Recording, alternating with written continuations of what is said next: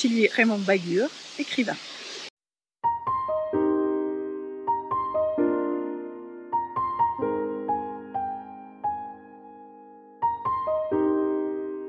Alors on peut dire un parcours avec des étapes assez différentes, mais quand même une ligne derrière ces étapes, une dimension artistique, hein, que j'ai pratiqué une forme d'art toute ma vie, et puis une envie aussi d'écrire, une passion pour les mots, pour le langage, pour la pensée aussi.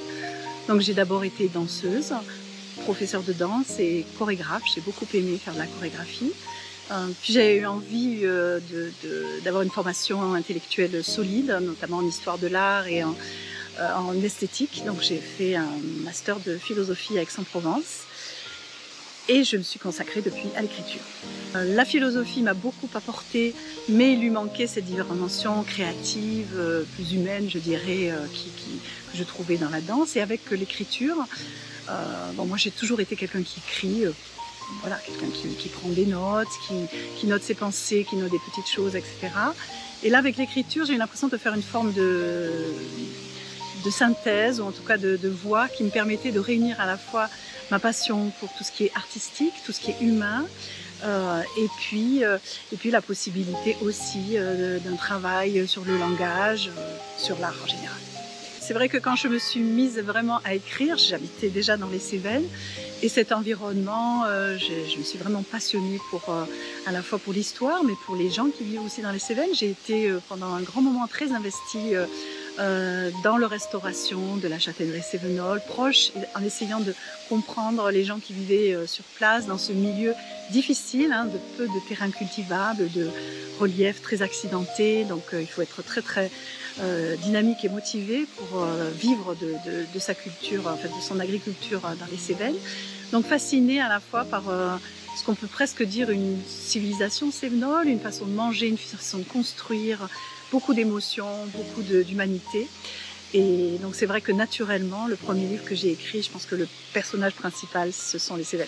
L'autre d'une femme, eh bien, c'est la femme qui vit à côté et qui peu à peu se fait sa place à côté de cette personnalité qui peut être étouffante et en même temps qui apporte beaucoup par sa richesse intérieure et sa complexité. On a dans toute famille, bien entendu, des choses qui ne se disent pas, des choses qui sont là, qui planent, qui sont en arrière-fond et qui ne deviennent jamais le sujet de la conversation, mais qui sont finalement très très prégnantes.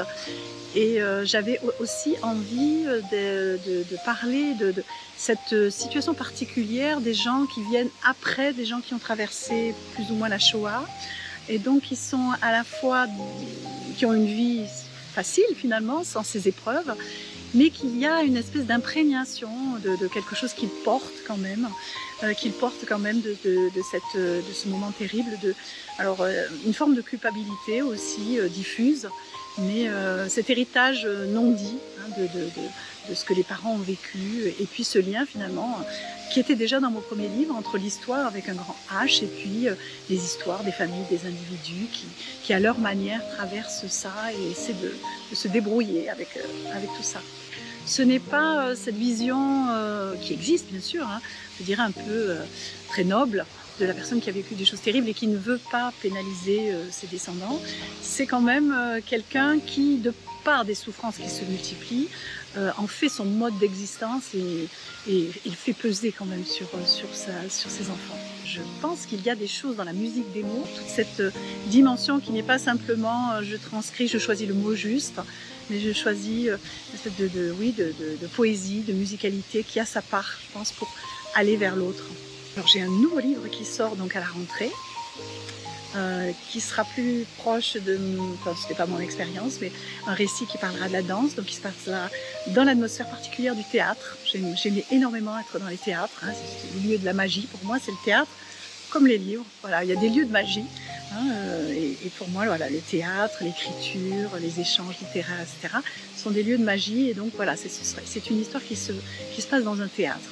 Et tout le processus de mise en place d'un spectacle, dans le travail du chorégraphe, des danseurs, avec bien entendu des difficultés, un petit peu des péripéties, hein, voilà, mais il y avait même mort, etc. Mais avec je partage mon expérience, mon amour pour ce lieu particulier, des éclairages, des fauteuils, l'ambiance de répétition, on construit quelque chose en commun, l'ambiance de troupe de danse aussi, hein, cette œuvre commune.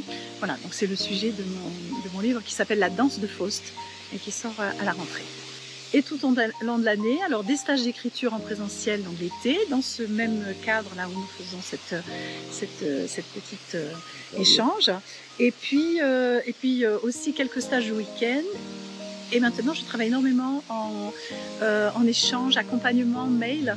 Donc, ce sont des formes d'ateliers d'écriture où j'accompagne l'écriture et en même temps, il y a le groupe. Alors, il est en visio. Bien entendu, on peut voir ça d'une manière, on pensait que c'était un peu moins convivial, un peu moins, etc. Mais c'est compensé par ce travail écrit d'accompagnement. Donc, on a un groupe qui travaille sur un thème. On m'envoie des textes, moi je prends vraiment le temps, on a des échanges, on va jusqu'au bout de l'idée de chaque personne.